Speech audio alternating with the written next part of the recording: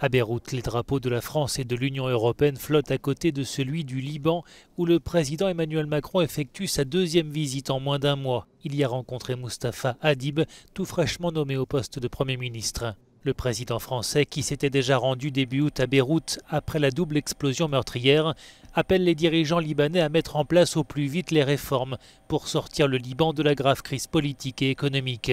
Il promet en échange le soutien financier de la communauté internationale. Et moi, je suis prêt à ce qu'on réorganise, au fond, autour peut-être de mi-fin octobre, une conférence internationale de soutien avec les Nations Unies. Moi, je suis tout à fait prêt même à l'accueillir à Paris.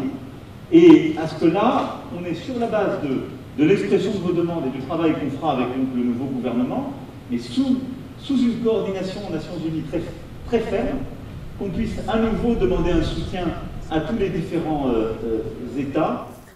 Cette visite d'Emmanuel Macron à Beyrouth coïncidait par ailleurs avec le centenaire de la proclamation du Grand Liban.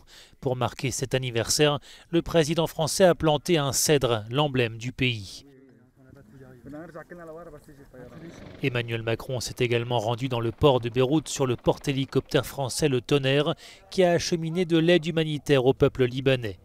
Autre image forte de cette visite, celle de la patrouille de France survolant le ciel aux couleurs du Liban.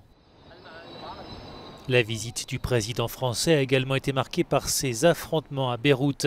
Des manifestants venus exprimer à nouveau leur ras-le-bol de la classe politique qu'ils jugent corrompue et responsable de la grave crise économique qui frappe le pays. Ces incidents ont fait plusieurs blessés.